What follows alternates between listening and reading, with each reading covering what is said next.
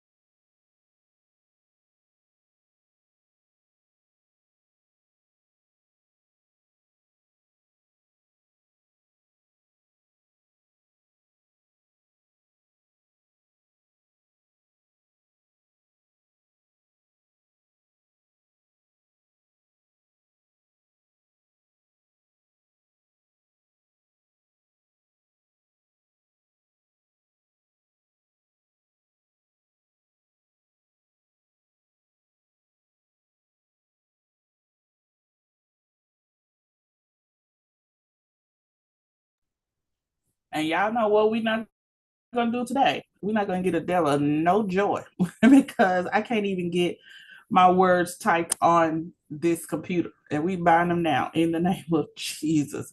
When I tell you, go ahead and laugh at me, Miss Cox is like a not get right today. All my letters are molded to almost 100 letters of the same letter. I can't make this up. But let me tell you, let me go over into the chat. I had a series of videos I wanted to reference, but let me look into the chat and see what you guys said. And I'm just going to vocally ask my questions. Okay. Erica stated benefits of stepping out of your comfort zone and trying new things. Welcome to the Master Educator Program. That's one of the things you stepped out and you tried. All right. Now, the steps, there are more steps to come. Hill said, you have to do what you are passionate about. Benefits and money does not matter. Once you find your voice, it doesn't matter if it doesn't make sense to anyone, right? It doesn't matter if it doesn't make sense to anyone. I sometimes teaching you how to teach is not an instructional. All right. Sometimes you have to really tap in. Each person needs to tap in. You got to be good at what you do. You got to not only be good at what you do, you have to be okay with what you're good at. You got to be okay with what level you come in at. You got to be okay with just you, and maybe somebody just needs to tell you that you're enough. All right, so I don't want to go into that a lot, but maybe somebody just needs to say you're enough. You can start. You don't need this laundry list of things. You can start right here where you are. Okay, you're gonna bless somebody. You're going to really pivot pivot the industry, and you're gonna pivot some people forward just by being you. And the things that you love and in your heart, you have to find a way to share that with your community. And as educators, I'm calling you as you are, you have to find a way to share that with your class. Your class is your community. All right. You are building community. We're building tribe, whatever you want to call it, building community. If you're going an average aesthetics course, for instance, is 6 to 9 months. All right. Average cosmetology course could be anywhere between 1 to 1.5 years. All right. Y'all are going to meet and see these people for at least a year and a half interaction, maybe even a year interaction. All right. And then when they're done, it may be a lifetime of friendship that is made, maybe a lifetime of communication or reference. You know, we'll see each other in the industry off and on. They'll always see you as a resource. So we have to be comfortable with who we are, and you got to find your way. Ms. Cox can give you a blueprint, a roadmap, but you definitely got to come in, take away, add, take away, add, take away, add. I wanted you to see, even though he has a different industry, he had many aspects of his talk that I thought would benefit you. Okay. Number one, yes, the words out of his mouth were great, but let's look at the words out of his mouth. He could pronunciate all the words. He was comfortable in the words. Okay. He slowed the words down. And some people come on and do TED Talks and speeches, and they're really fast. And they want you to catch up with them really fast. And then some people are really slow. I felt like he was in the middle. Okay. One other thing that I thought made him comfortable, he did not stand in one space. And when I say work the room, I'm not trying to say you're all over the place. I want you to move around. I'm going to give you a nugget. Miss Cox teaches her best when she's comfortable.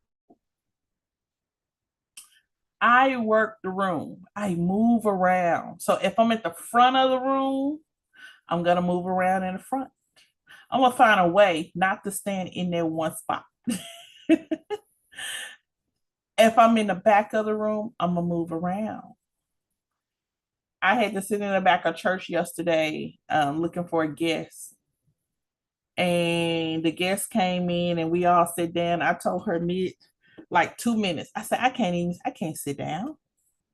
I can't. If naturally I worked the back of the room at church so many times, I'm a greeter, I'm a watcher, okay, gatekeeper. So it's hard for me to sit down. I gotta move around. I'm just naturally slowly make my way around. The only time I stay where I'm supposed to be is when I'm sitting in the front. And at that time I'm up and I'm up and working my little corner in the front. But we gotta find our way. You know, we had to say, what do I do repeatedly that makes me comfortable? Some people hold their hands, they fiddle their hands. I noticed that he expressed with his hands, not very expressive, but he moved his hands, he moved his body, shoulder maybe up and down every now and then. And he made gestures with his hands and he moved from one spot to another. Those things keep the speaker comfortable. And a lot of times, if someone has to stand and give a speech, inspirational tribute, if they have to give a speech, they have a microphone, a stationary place for them to stand. That's fine. They're probably reading off of that, or their eyes are working the room, which means they're not fixed on one person, but they're working the room. And I always remember this: if you can get someone, and I tell all my scared teachers that, because when I was a teacher, I was a scared teacher. This is what they told me. If you can teach,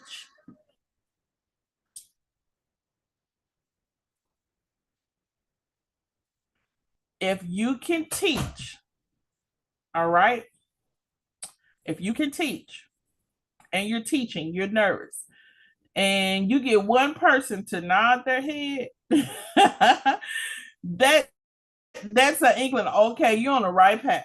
You're on the right path. I try to, guys, when I'm in somebody's classroom, I do the head nod because I just want them to relax. I just want them to be comfortable. And the head nod is basically saying, oh, okay, I get it, I understand, you know. But if you're the one up there teaching, it's like, oh, okay, let me see. Let me see if you really get it or if you really understand.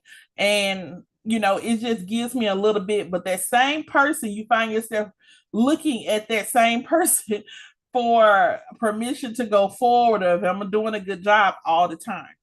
So we got to find our voice. His voice was not high pitched, it was medium, it was not too low.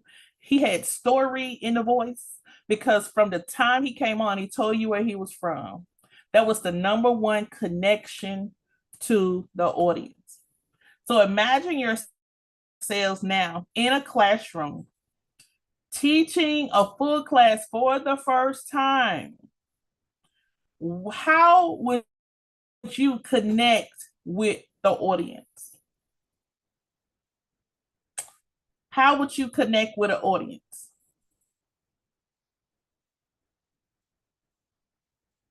Can I give you some examples? I would give them my name and where I'm from. Okay. If I'm in Memphis or if I'm in Tennessee, that'll be a big deal. Okay. Because most of the time when I'm traveling, people don't think I'm from Memphis. Okay. But when I give them a name and where I'm from, I would say I'm from Memphis, Memphis. And they're like, what? Yeah, Memphis. Memphis, the city, and Memphis, the state. They'll be like, come on, it's a Memphis thing. When you hear them say Memphis, yes, we think we're a whole state by ourselves. Okay. So I would say 9 times out of 10, I'm from Memphis, or home of Graceland. If I did home of Graceland, now that connects with people who are familiar with Graceland or that music, and now I'm binding a connection between the audience. Okay. I could also say I went to Fraser High School, soon to be known as Bay High. Where they do that at? If I made that statement, the whole Fraser area will have something to say. Mission accomplished. Guess what I did? I brought in, I'm connecting a community. All right. Students retain information from the people they are connected to. You cannot just come in and just say, I'm just coming in, I'm gonna read this, make sure y'all get the information, and boom. Guess what? They didn't retain the information and they're definitely not connected to you. They don't want you back in their classroom again. Okay, so they retain information from who they're connected to. So we're learning about the art of retaining students. Sometimes you're so inquisitive. Sometimes because you're new and you're fresh, they haven't seen you, or you're from a different area. You bring all of the questions and be okay with just a few questions. They just want to ask a little bit. Sometimes them knowing a little bit about you brings in their attention. Okay. So I may say, my name is Destiny Cox, founder of, that may work in some places. I don't want to say I'm founder of, manager of, because guess what? My audience is going to be like, you showing off. And my audience could be like that because they could be immature or some of them have never owned anything. Got to read the room. So initially starting out, I'm from Memphis, where they do that at, use some kind of slang from Memphis, or I'm from Memphis and I don't know how to check. That's going to bring in laughter in the classroom. And now you have softened the blow of whatever you're going to say. You softened your audience. You got over the loop of being new. Recently, we had a new anchor come to Memphis. Now, let me tell you, the weather anchor grew up in the neighborhood. He's a white male, grew up in the neighborhood. So the weather anchor is called the weatherman.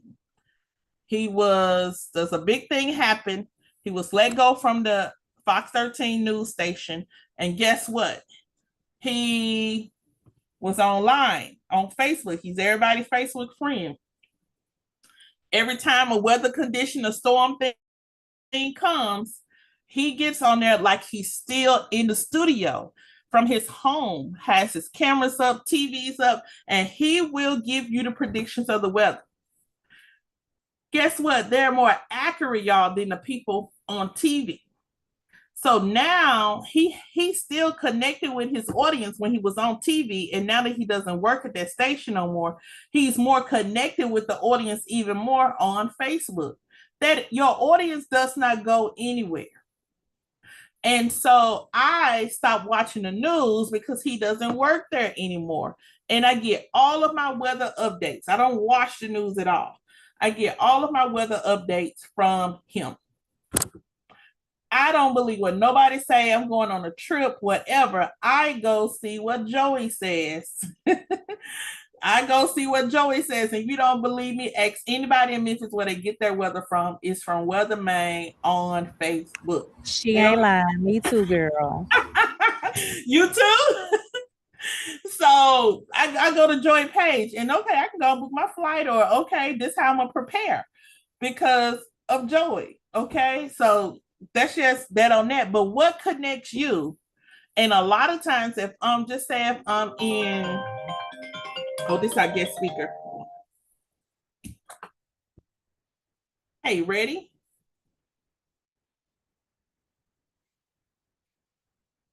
I will send an email. Okay. Okay, so she's coming on in a minute. But that's just how it is. So they're find something to connect with them. And it could be a color, it could be a dance, y'all. It could be, and really new teachers coming in, choose things from trendy, non-controversial. Trail rides make everybody smile. A line dance and boots make everybody smile. And sometimes you don't even have to say anything. Just come in one day with your boots and your hats on. Or come in and say, y'all, Monday is trail ride day or Friday is trail ride day in the salon. You're going to see your students bust out because they ain't been able to bust out. They're going to come in with them jeans on. They're going to come in. You can say no shorts, no, put your rules in, but theme it up. Guess what? Now match that theme with a quiz, period. Retaining students. If we keep students, and I'm going to say retaining students, we're not talking about just so learning. If students come to school, you have a paycheck. Can I just lay it on the line? If students come to school, you get paid. If students do not come to school, why do we need a teacher? Point blank, period. If you go to a school that gets financial funding, and I'm going to just lay it on the line, period. You guys are going to work somewhere, you're going to work for yourself. If your school does financial aid wherever you go, a part of, they don't care about you doing a great job and who you know, is can you retain students? If your school charges $17,000 to $20,000 for cosmetology, you got 12 students. You got to get them all the way through a year. You need to have 12 students at the end of the year, and I'm real talk. If you get to the end and you only have one student, whose contract gonna be renewed if you ain't already gone? Yours will not be renewed because you have something you're doing in there would not retain the students. The business is looking at 12,000 times however many students you have in your class. With 12 students time, $17,000, $18,000, $20,000. And I'm gonna say in Seattle, cosmetology being 33,000. So 33 times 12 people. Can you imagine how much money a school loses if the educator cannot retain the student? So I don't want you to think lightly. Okay, this is financial aid based. Your salary is added to financial aid. It is the part-time private schools that probably can't afford what financial aid schools can give you. And they have more of an emphasis and, will work with you, so on and so on. But if you go into an Empire, Paul Mitchell, or Goulds, you're going to, Academy, JCPenney Academy, whatever kind of academy, and it's a larger school, you're going to have to show that you can retain students. So you're going to have to find a way to gather your tribe. So as you teach, you got to feel your voice to blend in. Not say come down to where the students at, because that don't work. So being their friend does not work. Being cool with them does not work. You're going to lose your job before you start. But you got to find a way to relate the two. And it's always a challenge with every class you have. But you got to find a way to relate the two. Even if you're going to just do your own thing, you got to find a way. Okay? You have to retain the student. The retaining, same thing, retention. The school has to have numbers that shows the student stays in school and completes. Then they got to have numbers that, hey, we prepared them for a job. Okay? All of that for financial aid base, basically. Got it? So no matter where you go to work, you're going to have to teach. You're going to have a great personality. You're going to have to like people. Okay? And then you're going to have to add some sauce to it to retain them students and get them to come back to school every day. Now, here's the joy when they don't want to leave your classroom. Oh, you really have done something big. You ain't got to work hard no more, because they're going to tell everybody you their favorite teacher. And if you're showing them something or giving them something new, taking them out of old, depending on how old your students are, your learners, your community, you are their go-to person. All right. So I'm going to share, I'm going to do an invite. And Miss Ava Friedman, she's a coach. She's going to come on and I'm going to talk a little bit about retaining, but she's only going to be on about 10 minutes. Copy invite. Let me stop share. So I want you to think about that. Think about that. Think about that.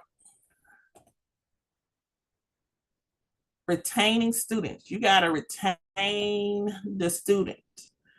So you got to have a way that comes in like you softening the edge. Not saying you coming in soft, but you do need to soften your edge. Everybody needs to. And actually, I had to come on and say, you have to prepare how I'm going to present. How am I going to present myself to a class?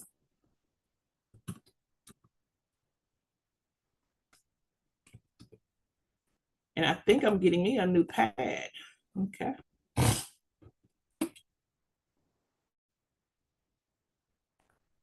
It's just gonna look real crazy when she hits it, because instead of saying Zoom, it says Zoom. So as she comes on,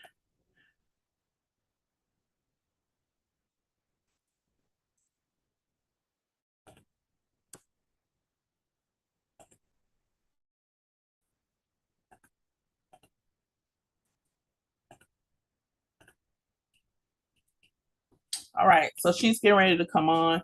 It's only going to be a few minutes. I'll let her introduce you, and then you may have seen her in some of my trainings as well.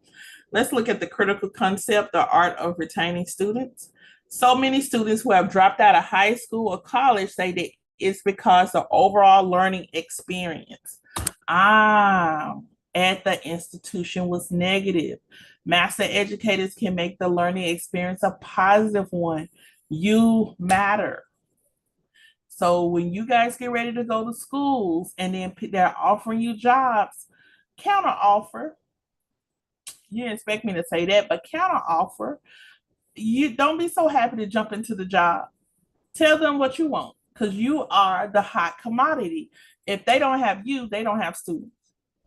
My this season of my life is all about pumping and promoting and pushing educators, beauty educators. Because guess what, guys? You guys will walk in, you're building everybody else's schools and programs. You have what you need to do what you got to do. But I find people 20 years been working at other people's schools and don't have the confidence to do their own thing. And you're still getting paid minimum. Okay? And if someone's getting paid $14, $15, that's minimum. You can't, I don't know. We'll talk about that later. But the next chapter is about the next aspect is what are you going to do with your license? You don't just have to go into a classroom. So Ms. Ava's going to come in and talk to us about that. But they leave because of bad experience. People don't have to come to your school, your salon, or your spa. They can spend their money anywhere. But you look at the economy today and they come to you. I'm thankful y'all came here. I'm thankful. Never think I take it for granted because you could have went anywhere. Okay. But I'm very thankful. Think about the experience and what you're giving. And I tell my instructor trainees, my instructors for continuing education, that's going to be next month, virtual. We have a 16-hour continuing education. I ask them, what will your learners say about you in 10 years? And I got that from fried green tomatoes, something of that nature. What would they say about you in 10 years? You want them to say their experience was all positive. They may have had some up and downs, but guess what? It was still overall experience was a goal. Okay. So that's something we look at too. That's the critical concept. So many students do that. Come into a classroom and say, you know what, if this happened, I want to beat this statistic. Okay. If I got 10 students, 10 gonna finish. If I got 10 students, they all gonna have a professional. They're gonna know me as being fair and professional, fun. How many F's can you figure out? F and P's. Figure it out. Okay. You gotta, it's like a recipe. It says master educators can make learning experience a positive one. You have so much to bring to the table. All right. So we're gonna let Miss Ava in. And this is going to be an additional recording too that I'll probably end up seeing. But Miss Ava, how are you? Welcome. Welcome. How are you? Awesome, awesome, awesome. Today's class was, and we're still in the middle of it, okay? And we're going to pick back up probably on, we're going to have instructor training class tomorrow and Wednesday. Y'all, tomorrow and Wednesday. Okay. If your original schedule, ladies, was Monday and Wednesday, fine. I'm just throwing Tuesday in because my new classes are going to have that Tuesday. If you guys want to come in on Tuesday, great. If you don't want to come in on Tuesday, don't worry about it. Get the recording. But I'm going to have class tomorrow at 5:30, and then we'll meet again Wednesday at 4. I just want to make that announcement, okay? But Miss Ava, I was talking about the art of retaining students. We have a new instructor that's added to the crew, and then we have 2 preparing to go out. One is really, really close. She's like, yeah, this week is a go. And then we have Miss Erica behind. It's already done. She's already gone. Yes. And then we have Miss Erica behind her, and then we have Miss Kelia. And I'm probably going to have 1 or 2 coming in the next week or so. That's why I have this new schedule. Okay. But Do you the want me to art, turn my camera on? you can leave it on I if was you want. trying to. I didn't know if I was on. I can't see anything. I can just see your Yeah, DCI. only the screen is up. I'm about to stop this screen and we're gonna have our time, okay? Okay. So the art of retaining students, that's what we were discussing. They watched a video prior to, and it was about finding their voice. And so we definitely in the chat had some talk about some things that they pulled from the chat, how relating who you are to the audience. Also, I pulled some things about how he worked the room, which means how he worked and facilitated this on the stage, his hand movements, his body movements, his voice, and how he related to the industry. He related to the room by telling them first where he was from before he started telling his story. And Mm-hmm. that brought us to the art of retaining students. And I was telling them, and you can just kind of let me know, and I'm gonna stop share right here. We're gonna go back to it. Wherever they go from this point, especially if they go to a school that accepts financial aid in the Mm-hmm. state, not state, Tennessee, Mississippi, but in the state, the healthiness of the education department. I've said this before. Cosmetology is on the top of being chopped. If you are being hired to go to a school, one thing, a lot of schools don't care what you teach, but they want to know, can you retain a student? Can you keep a student? Mm-hmm. Because every student is money.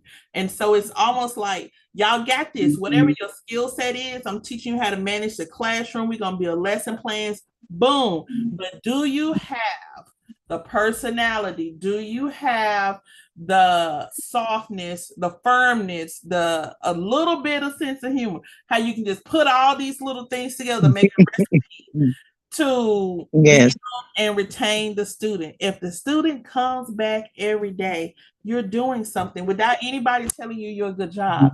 If they come to school every day, you're doing a hell of a job. And friend, I just Mm-hmm. cursed. Huh? I just cursed. I'm sorry, y'all. You're doing Oh, a okay. really, really good job. Okay. A wonderful job. A wonderful job. Y'all, I want to introduce my friend Ava Freeman. I want you, Freeman, can you tell them a little bit about yourself and run your accolades? Because I want them to know, yes, the classroom is waiting on them, but there's so much more they could do outside of the classroom. It's in your hands. Well, I want to say thank you, Destiny Cox, for thinking of me to want me to include me into your class this evening. As these beautiful ladies are going to be added to, they're already in the industry, but to add to the educational part of the industry, where they'll take their personality to somebody that they can connect with to take that student to the next level. So I just want to thank you for thinking of me in this moment. That's the first thing. And I love you. You're absolutely amazing. You're fabulous. So first, my name is Ava Freeman. I've been in the industry probably about 30 years. I first started when I was in high school. Um, they had Votech connected to our school when they used to call it the beauty parlor. So I learned very old school how things are done, the wonderfulness of the basics. What's the blue book everybody talks about? Y'all see the sun on me? I think the sun is going down. Beautiful. Okay, I got a stripe right in between me, and I got a stripe right in between me. And this journey has been wonderful. But I'm sure those that are they're licensed cosmetologists now. I think I'm trying to remember. I'm talking to educators right now. Um, you already know that you're going to have failures up and down. You have plenty different personalities if you own a salon. I've been a salon owner of commission. Booth rental. Then I moved to commission. I've had suites. I've been over suites also. I've expanded where in the last 20 years I've worked with high talent and celebrity styling from Fashion Week. I worked with a company for 12 years where I traveled with them.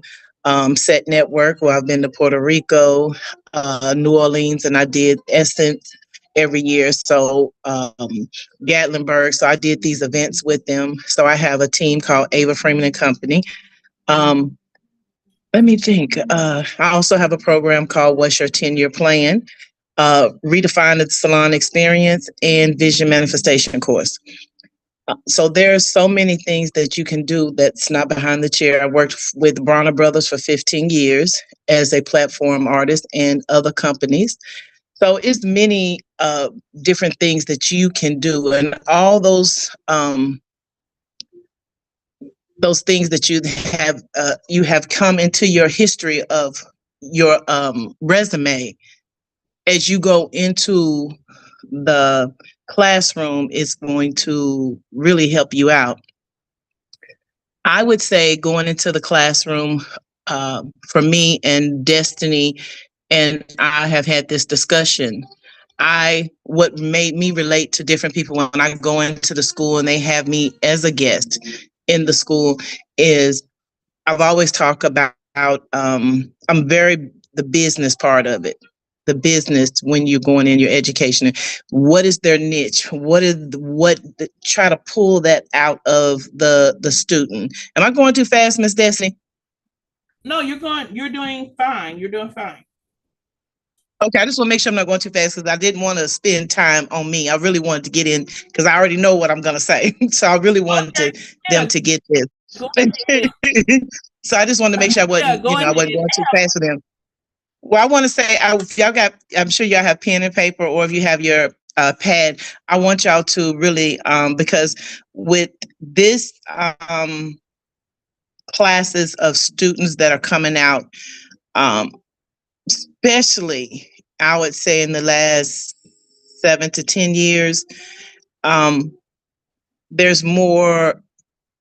You have to have a little bit more patience because they really don't know how to communicate. They're not dealing their verbiage. When you're talking to them, their attention span.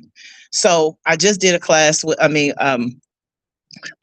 Miss Destiny, and it's adult learning with ADHD and dyslexic. And I think that people are and educators are talking about it more. They're talking about it more. So I think to retain a student, for me, I look for those that maybe that are shy, those students that's really what they desire to do. That's their passion, but they really don't know how to articulate the theory of it, but they know how to do the practical. And to invite them in that they're what they're doing is, I shouldn't say is not wrong, a wrong answer or anything when you're dealing with them in class, but to show them a different way of doing, because they're learning a different type of way.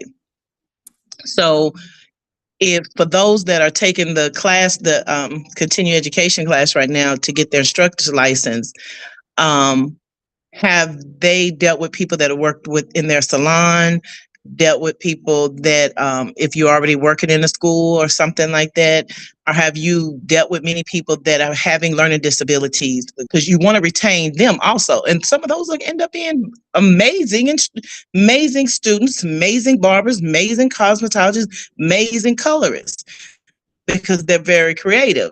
So I do want to ask the question to those that are on here: have they come in contact with a lot of those students or professionals? I have not. I don't think like with a learning disability. Yes. Or do you know what to look for? Um, maybe I'm not quite sure, but I think Mhm. maybe. Because some of them usually sometimes a little bit quieter. Some are fidgety or don't want to sit down, maybe tell a lot of jokes, or they'll try to distract the class because they really don't understand. The teacher might put something on the computer, might put something up on the board, and they might understand. So rather than really applying this stuff, they kind of distract the class. Class clowns. Yeah. Yeah. And you Yes. know, Sometimes. I'm sorry, Miss Freeman, but for these educators, they've all been virtual training. So they've jumped in on Okay. virtual classes. In their everyday life, they may have. I haven't even shared statistics with them about adults. Like we're about to go into a 5 to 10 year group of people coming over into trade schools, colleges, with the highest number of form of mental illness that we've ever seen before. And it's labeled as mental illness because from depression to ADHD to learning disabilities, it all falls under there. They're saying that we need to have a more enriched training because all of those individuals between 10 years ago who were in the early 20s, in the late 20s, who were what they said 2010 to 2020, those individuals are getting ready to graduate high school. And that just high school, and who's gonna deal with them the way high school dealt with them? So they saying as educators, we need more adult learning in that area. I'm sorry, somebody was saying something. No, I was about to say exactly, and not counting we had COVID, so you had on top a lot of the depression has come from being in not human contact, not again because they're on with television and computers and different things. They have just don't really know how to articulate and have that conversation. So you might have to talk to them, just slow it down for them. Just absolutely slow it down. And if they had the home training and skills to have to go out and speak to somebody, talk to somebody, but they're texting each other. Things are just done a lot different. So we're just going to talk, like you said, from the last 2010 to 2020, but even the ones that are from 2022, 20 till now, that are graduating. We're definitely going to continue the conversation, maybe a 3-part conversation, but they got about 5 minutes. Okay. They got about 10 minutes. Okay. This is what I want to ask. When you got your instructor's license, what was your goal when you got your license? And we know that I share the love of teaching with you, but did you have a particular purpose of getting your instructor's license? And did it go left, or are you fulfilling? Are you still on that road? Okay. Well, I am a goal-oriented person, and I've been teaching for many years. So I think when I decided to do it was something I wanted to have under my belt, but because I've already had my curriculum, that's something that I wanted to really have. So when I went into the school, I could do more contracts rather than actually working for the school. That's something I wanted on my resume. I love teaching, and my goal was to teach, but not in the traditional way as going into a school. And it was more of bringing my credentials, going there and doing more contracts. And again, that's another way that you can do it when you go into the schools. You don't have to be there every day. It just depends on the school that you go and you apply for, or you can apply for many and you take your curriculum and go into the school and teach. So that was more my goal. That was something to have under my belt, to add to my resume. I have a passion for the industry. I have passion for learning. I have passion for teaching, but I knew that's something I wanted to do more, just do it in a different way. Does it answer your question? It does. And I was going to say too, sometimes we be wanting things, but then once we get them, it's like, okay, a whole nother opportunity opens up. And Absolutely. yeah, so we be thinking we just getting it for this, but a whole nother opportunity opens up. Absolutely. And as we get ready to close, well, I know you're a coach. Has the coaching aspect helped in teaching? And were you a coach before teaching? I was a coach before uh, I got my instructor's license. Yes, I was a coach, and I think because I'm a life coach and a life coach, and I do target your mental, your business, your personal, and your family. Um, Going into teaching, it made me have look at the student just in a different way, probably a little bit more compassion, with structure, but a little bit more compassion. Yes, that they're not just a number. Because once you get into it, again, like Ms. Cox says, they want you to retain the student because of the finance.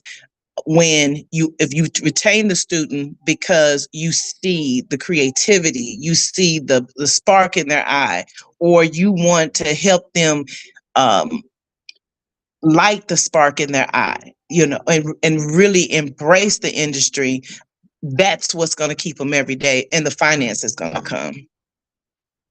Mm, that's good. That's good. Can you give them on embarking into this new, they're just adding. We have estheticians here, we have professional estheticians and cosmetologists, all within this one class of learning classroom management master educating.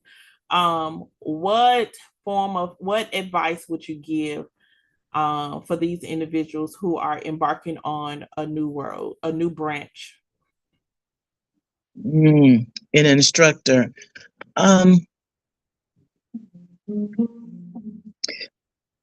Bring exactly who you are and just enhance it. If you know that you with sternness, I believe in the structure of it, of the educational platform, but bring exactly who you are and be ready to also be teachable. Also be teachable, because when you're in that classroom, that student can show you so many different things. And I'm not talking about practical or anything, which they can, but just be open to be teachable, be yourself. All the gifts that, and I believe in God, all the gifts that God has given you, that you can take in there and say, I want to be a blessing. You don't even have to speak it, but just let that light come off into that classroom. But be teachable, because that classroom is going to teach you something. It's going to teach you. You might want, like you said, Miss Cox, so you might want to do it this way. And when you get there, you're like, oh, I need to pivot just a little bit. But be your authentic self, your professional authentic self, but your authentic self, and all those plans that you have and gifts that you have, just write them down, and just take them step by step, and just be who you are, because those students love when we're authentic, when we're authentic on who we are. Yeah. And just be teachable. Just be teachable. And just set a great example. If we want them to be on time, be on time. Dress professional. Stay professional student. We're not trying to be their friend, but we're trying to be open, to be compassionate at the same time. But just be your authentic self. And if there's anyone here that is trying to elevate and who they are, and if you need to call me, you can get my number from Miss Cox, and that just if you just need to go back and forth and say, should I do this? Should I do that? Sometimes we have to go back and ask each other questions, and get advice. And we can't be gatekeepers. We have to, because we want them to be successful at the end of the day. We want the students, the learners, to be successful. So yeah, just be your authentic self. I'm going to share your socials, if that's okay, in our educator group chat. Absolutely. Okay. Mm-hmm. And she's in Clarksdale/Nashville. because we'll ride Clarksville. to Nashville quick. Clarksville, Nashville, yes. So I want to thank you, Ms. Ava, for coming on short notice, but really, enriching and speaking to the ladies of our DCI Master Educator Program. We intro today on retaining the students. I hope it was heavy and I hope you got it. And tomorrow we pick up. It will be recorded as well. Today was live streamed as well, available on our Facebook page, our YouTube page, DCI Education Group. And we're going to close this out between tomorrow and Wednesday, educators. And so let's get ready. We are closing out our documents. I will be sending you, I have another set of documents, another set of examples to send you. And go ahead and read through PowerPoint chapter 15. And I will see you guys on tomorrow again. If not, don't worry about it. It will be live recorded, but be ready for Wednesday when you come on. Okay. Y'all have a blessed and amazing day. Thank you, Miss Ava. I appreciate you. You have a blessed day. No problem. Anytime. Yeah, have a good night. Question before we log off? Anybody have a Thank question? you. Thank y'all, ladies, for your time. And if y'all have a question, you're welcome to contact me. Okay. Okay. Any questions? Any questions? I don't. Thank you. Okay. No, thank you.